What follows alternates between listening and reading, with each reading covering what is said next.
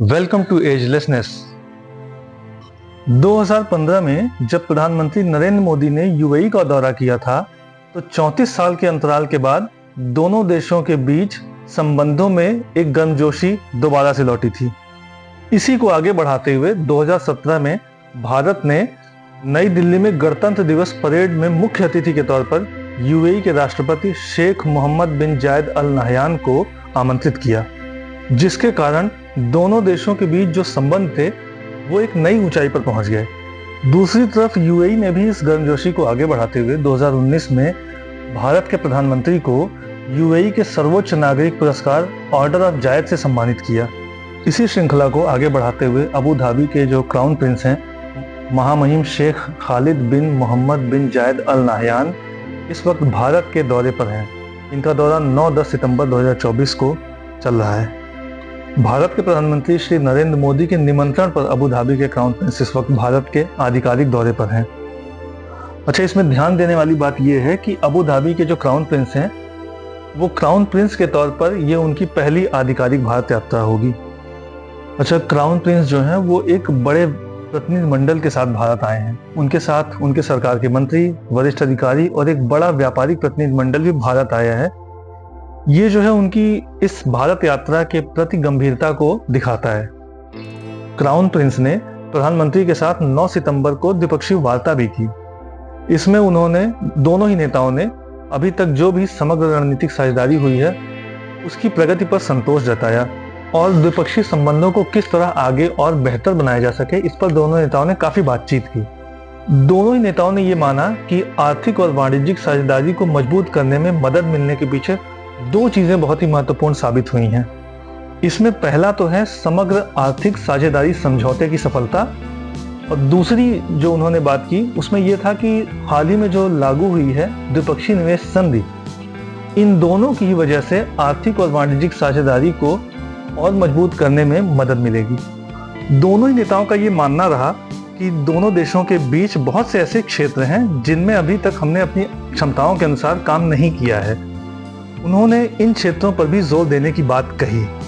ऐसे क्षेत्र जिनमें अभी तक क्षमताओं का प्रयोग नहीं हुआ है उनमें एक महत्वपूर्ण क्षेत्र है परमाणु ऊर्जा, क्योंकि दोनों ही देशों को विकास करने के लिए स्वच्छ ऊर्जा की जरूरत है, जिसमें परमाणु ऊर्जा एक महत्वपूर्ण क्षेत्र हो सकता है।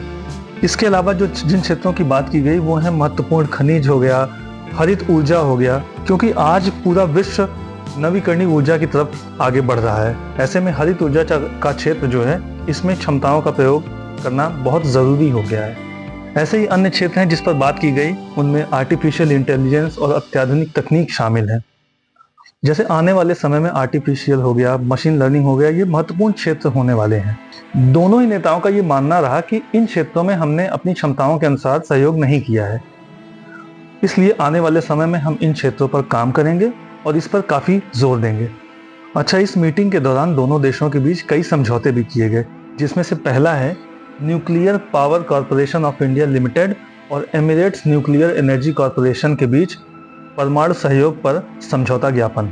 इस समझौते की जो मुख्य बातें हैं उनमें है कि परमाणु ऊर्जा प्लांट के ऑपरेशन और रखरखाव करना, परमाणु ऊर्जा से जुड़े सामान और सेवाओं को भारत से वहाँ पर यूएई मंगाना, आपसी निवेश के अवसरों को खोजना और कौशल विकास के क्षेत्र में सहयोग में बढ़ोतरी करना, जिससे कि दोनों देशों को लाभ हो सके। दूसरा जो समझौता हुआ उसमें है दीर्घावधि एलएनजी आपूर्ति को लेकर अबू धाबी ऑयल कंपनी और इंडियन ऑयल कॉरपोरेशन लिमिटेड के बीच समझौता। ये जो समझौता हुआ है इससे भारत में ऊर्जा सुरक्षा को काफ़ी मजबूती मिलेगी। ये जो आपूर्ति समझौता हुआ है ये 1 मिलियन मीट्रिक टन के लिए है। अगर हम देखें तो पिछले 1 साल में ये तीसरा समझौता है। इसके पहले IOCL और GAIL ने भी समझौता किया था। अगला जो समझौता है वो ADNOC और भारतीय सामरिक पेट्रोलियम रिजर्व लिमिटेड के बीच समझौता हुआ है। इस समझौते से ADNOC जो है वो भारत में कच्चे तेल के भंडार से जुड़े अधिक अवसर प्राप्त कर पाएगी और साथ ही भंडारण और प्रबंधन समझौते को आपस में स्वीकृति के आधार पर रिन्यू भी कर पाएगी। इससे ADNOC को काफ़ी फायदा मिलेगा कि वो रिन्यू करके ही अपने समझौते को आगे बढ़ा सकती है, नए समझौते की ज़रूरत नहीं पड़ेगी। इसके बाद एक और समझौता किया गया जिसमें अबू धाबी ऑन शोर ब्लॉक 1 के लिए ऊर्जा भारत और ADNOC के बीच उत्पादन रियायत समझौता हुआ है। इस समझौते के तहत जो ऊर्जा भारत जो कंपनी है वो कच्चे तेल को भारत में ला सकेगी, जिससे देश में ऊर्जा सुरक्षा को काफ़ी मजबूती मिलेगी। UAE में भारत की किसी भी कंपनी का इस तरह का ये पहला समझौता है। इसके पहले किसी कंपनी ने इस तरह का कोई समझौता नहीं किया था। एक और समझौता किया गया है जिसमें भारत ने फूड पार्क बनाने के लिए गुजरात सरकार और Abu Dhabi development holding company PJSC के बीच जो है समझौता ज्ञापन हुआ है। फूड पार्क के विकास के लिए ये जो समझौता हुआ है, इससे अहमदाबाद, गुंडनपारा और बावला इन 3 जगहों पर महत्वाकांक्षी परियोजनाओं को विकास करने में ADQ अपनी भूमिका निभाएगा। इन परियोजनाओं को 2025 की दूसरी तिमाही तक पूरा करने की कोशिश की जा रही है, जिसमें इस समझौते से काफ़ी मदद मिलेगी।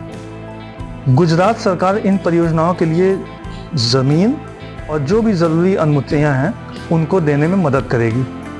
इस मीटिंग के बाद क्राउन प्रिंस राष्ट्रपति द्रौपदी मुर्मू से मिलने राष्ट्रपति भवन गए।